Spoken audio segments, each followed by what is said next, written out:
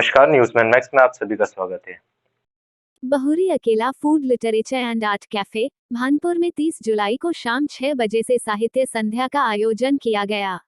आयोजन में देश के जाने माने लेखक और कवि मणि मोहन मेहता, वसंत सकरगाय, अभिषेक वर्मा, राग तेलंग अपनी प्रसिद्ध एवं जानी मानी रचनाओं का पाठ किया। कार्यक्रम का संचालन अभिषेक वर्मा द्वारा किया गया और कार्यक्रम की अध्यक्षता जाने माने विचारक और चिंतक प्रोफेसर विजय अग्रवाल द्वारा किया गया। कार्यक्रम के आयोजक डॉक्टर मेजर मनोज राजे ने बताया कि बहुरी अकेला समूह कला साहित्य एवं संस्कृति के लिए समर्पित है। आगे भी इस तरह के आयोजन लगातार होते रहेंगे। देखिए संवाददाता मनीष राजू की खास रिपोर्ट। किला में हमने आज एक साहित्य संध्या का आयोजन किया था, जिसमें हमारे प्रदेश के अनेक गणमान्य जो कवि हैं उन्होंने शिरकत की। प्रोफेसर विजय कुमार अग्रवाल जी ने अध्यक्षता की। इसके साथ ही राग तेलंग जी, डॉक्टर मणि मोहन और बसंत सकरगाय साहब ने अपना रचना पाठ किया और मैंने इस कार्यक्रम का संचालन किया और बहुत ही अच्छा कार्यक्रम हुआ। और मैं बहुरी अकेला की पूरी टीम, विशेष रूप से मेजर मनोज साहब को बहुत बहुत मुबारकबाद देता हूँ। अभी हमारे साथ मौजूद है एक्स मेजर मिस्टर मनोज राजे, जो डॉक्टर की उपाधि भी हासिल करे हुए हैं, जो मेजर पद पे रहते हुए अपनी सेवाएं दी हैं आर्मी के लिए। आज आपके सानिध्य में एक आयोजन हुआ था कविताओं रचनाओं को लेकर, जहां सभी कवियों ने और लेखनकारों ने अपने व्याख्यानों को अपने खुद व्यक्त किया है। कैसा आपके नए आयोजन करने का आपके मन में आया और क्या आपको प्रतिभा, किस चीज ने आपको इतना मोटिवेशन किया कि आप कविताकारों के लिए ये आयोजन रखें? देखिए, बहुरी अकेला समूह जब वो बन रहा था तो वो इसी कंसेप्ट के साथ बना है कि वो जो चाहे वो साहित्य का क्षेत्र हो या कला का कोई भी आयाम हो, चाहे वो फिल्म हो, पेंटिंग हो, स्कल्पचर से रिलेटेड कोई भी एक्टिविटी हो, तो वो कराते रहता है। ये हमारा साहित्य से जुड़ा हुआ 6वां आयोजन था। और दूसरे जो आयोजन है कला से जुड़े हुए, जैसे हम कुछ फिल्मों का भी प्रदर्शन करते हैं, कुछ अच्छे लोगों को बुलवाते हैं जो विचारक हैं, वो अपने यहाँ पर विचार रखते हैं। तो बहुरी अकेला समूह चाहे वो कला, संस्कृति, साहित्य से जुड़े हुए जो भी आयोजन हैं और जो भी उनकी एक्टिविटीज़ हैं, उनके लिए हमेशा से प्रतिबद्ध रहा है और रहेगा और इस तरीके के आयोजन होते रहेंगे। यहाँ मैं शुक्रगुजार हूँ उन दर्शकों का भी जो इस तरीके की चीज़ों में आज की दौड़-भाग भरी ज़िंदगी में भी रुचि लेते हैं और इस तरीके की जो गहरे जो आयोजन हैं, जो समाज को एक दिशा देते हैं, उसको समझते हैं। यहाँ आज के जिन्होंने आज के कार्यक्रम को सफल बनाया, जिसमें संचालक अभिषेक वर्मा जी, राग तेलंग जी थे, प्रोफेसर मणिमोहन मेहता और बसंत सकरगय जी थे।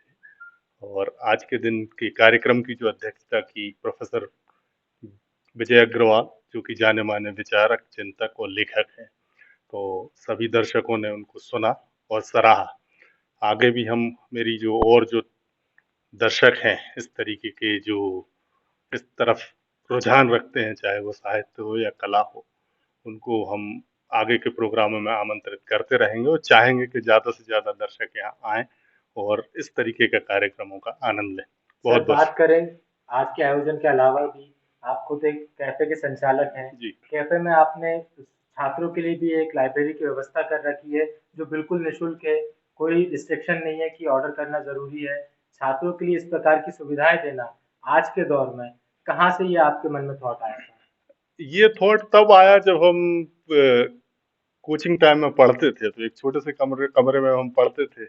तब लगता था कि पढ़ाई के लिए कुछ ऐसा होना चाहिए कि जो बड़ी अच्छी रॉयल्टी वाली जगह हो, क्योंकि जो अध्ययन का जो कर्म है वो बड़ा ही मतलब पावन है, कहा जाए पवित्र है, तो उसको बड़े मतलब बहुत अच्छी जगह होना चाहिए उसके लिए। और यही वजह है कि अगर आप कैफे में देखेंगे तो सबसे अच्छी चेयर वहाँ लगाई हुई है और सारे बच्चों के लिए वो फ्री किया हुआ है। कोई भी आए वो आके यहाँ पढ़ सकता है। साहित्य से जुड़ी हुई किताबें भी वहाँ रखी हुई हैं। अगर वो अपने कुछ कोर्स का पढ़ना चाहते हैं तो वो पढ़ सकते हैं। दूसरा, बच्चों को हेजिटेशन ना हो कई बार कुछ ऑर्डर या रेस्टोरेंट के थ्रू आने में, तो इसलिए सीढ़ियाँ भी बाहर से दी हुई हैं, ताकि वो बाहर के बाहर आए, उनसे कोई सवाल ना पूछा जाए, बाहर के बाहर वो चले जाएं बिना किसी झिझक के। क्या ये कहना गलत नहीं होगा कि एक्स मिलिट्री ऑफिसर जब तक सेवा में था तो उसने देश की सेवा की, वहां पर और आज भी जब वो रिटायर हो गया तो आज भी किसी न किसी माध्यम से देश की सेवा में ही लगा हुआ है। देखिए, हम इस देश के हिस्से हैं और हम तो क्या करेंगे, ऊपर वाला जो करा रहा है हम कर रहे हैं। तो आगे भी इस तरीके की जो मेरा सामर्थ्य है उसमें जितना भी हम कर पाएंगे बिल्कुल करेंगे। सर, युवाओं को क्या संदेश देना चाहेंगे? एक नई युवाओं शुरुआत की है। युवाओं के लिए यही संदेश है कि जो वो एक रूटीन लाइफ में आजकल युवाओं की जो आदत हो गई है, वो एक तरीके की कलाएं, एक तरीके की फिल्में, एक तरीके का साहित्य पढ़ने का आदी है या देखने का आदी है। तो इस तरीके की जो कलाएं, जिस तरीके के आयोजन बहुरिया किला पे होते हैं, ये आप तक खुद नहीं पहुंचते हैं, इन तक आपको जाना होता है। और जब आप इस तरीके की एक्टिविटी में खुद जाते हैं, शिरकत करते हैं, तो ये आपको एक बहुत ही गहरे आनंद की तरफ ले जाते हैं। और इसके बाद आपका एक जो इंटेलेक्ट डेवलप होता है वो बहुत अलग होता है। तो युवाओं के लिए यही संदेश है कि आप अपनी एक जो रूटीन लाइफ है उससे थोड़ा सा निकलें, थोड़ा सा अपनी सोच का दायरा बढ़ाएं, थोड़े समझ का दायरा बढ़ाएं और इस तरीके की एक्टिविटी में डरे नहीं। इसके लिए आप आगे बढ़ें और जरूर आगे आएं और शिरकत करें इस तरीके के कार्यक्रम में। अभी हमारे साथ मौजूद है प्रोफेसर मणि मोहन जी, जो कविताएं लिखते हैं सामाजिक एवं राजनीतिक मुद्दों को लेके। आज कविताओं का दौर थोड़ा रुक सा गया है, कविताएं सुनने के लिए लोग थोड़े रुक से गए हैं। क्या आज भी कविताओं के लिए जो कलम चलती है उसमें वही धार बाकी है? बिल्कुल, निश्चित ही धार तो बाकी है, लेकिन सवाल सिर्फ इतना है कि थोड़ा-सा संवादहीनता है, थोड़ी दूरी है पाठक और लेखक के बीच में। तो ये जो पूरा जो कांसेप्ट है, जो बहुरी अकेला का जो मेजर मनोज राजे यहाँ जो कर रहे हैं, ये बेसिकली यूरोप से शुरू हुआ। ये यूरोप से शुरू हुआ स्लैम पोएट्री के नाम पर, है ना?